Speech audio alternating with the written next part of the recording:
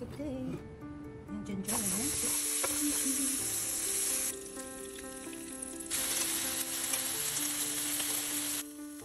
Yan ang ating masarap na breakfast.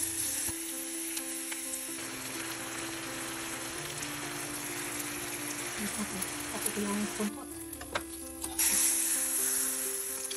Ito yung ating squid. Galamay.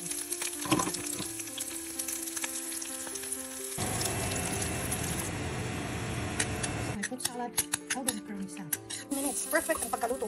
Baked whiting fillet. Ayan. Ayun, successful ang ating bitso. So ito siya, bulburan mo lang siya ng brown sugar or white sugar after siya maluto. Ganyan lang siya kabilis. Ito kasi ang unang bitso na alam ko. Kasi dati sa amin madami nagtitinda ng ganito. Lalo na yung mga maraming tanim na kasawa. So most of the time, ang bitso sa amin sa Cebu ay gawa sa kasawa. So ito na nga yun. Bitso ni Mrs. G. Cebuano version. Cebu version. You. Happy birthday to you. Welcome back to Mrs. G Adventures channel. For today's video, gagawa tayo ng kakaibang recipe. So this is the lotus root. The lotus flower rhizome. That's edible. Sino sa inyo dyan ang nakatikim na ng lotus root? Sa soup or sa other dishes? Mas popular kasi ito siya sa mga Chinese cuisines. Pero nakita ko siya sa tindahan kaya sinubukan ko. So gagawa ko ng lotus root chips. Ayan, nahiwa na, na-slice na at naibabad ko na sa asin. Then timplahan na natin. Subukan kong gagawa ng lotus root chips. So paminta at kunting asin. Yan lang. And then ayan, lagyan lang natin ng konting cornstarch. Sana mag-crispy fry siya. Or magiging crispy. Subok lang naman to. Subukan natin. Kahit anong uri ng gulay pwede mong gawing fries. Or pwede mo siyang gawing crispy. So, ayan. Mantika lang katapat nito. Okay. Tayo magluto na. Subukan natin. Hi lovelies! Ayan. Atin nang iluto ang ating lotus chips. Ayan o. Kailangan mo siyang hiwain ng maninipis para mas achievable ang pagka-crunchy. First time ng isang kuryoso. Ito ang nangyayari pag kuryoso kung ano ang lasa nito. Wow! Yun na yun, para din siyang chips.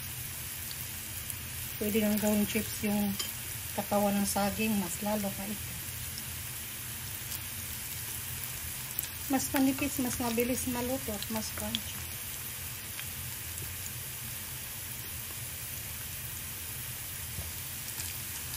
Inaano natin ang apoy para hindi siya masunog. Para mo siyang katakam-takam. Okay, atin ang baliktarin.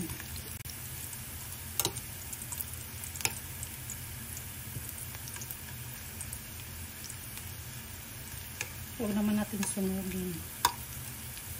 At try tayo ng pinakamanipis at crunchy siya. Yung kapatid ko, asawa niya ay Singaporean, so Chinese.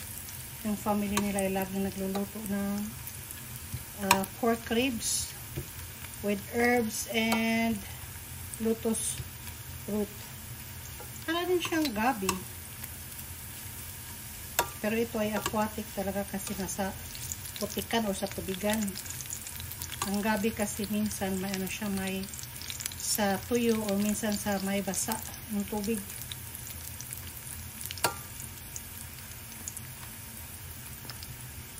Subukan natin kung anong kalabasan nito. Tanaw na to, lami ba ni? Pastilan. No. Oy.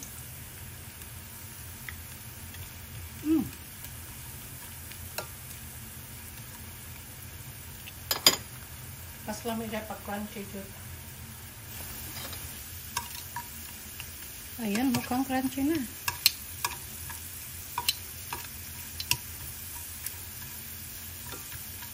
Ang texture niya ay parang ano, parang katawan ng saging.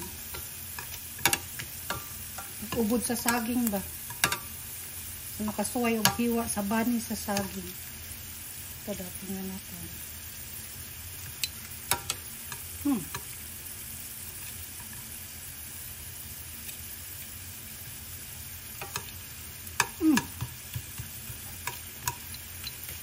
Crispy naman.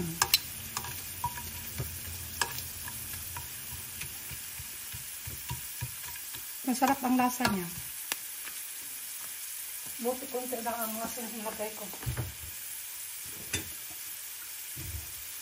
Uy, masarap siya.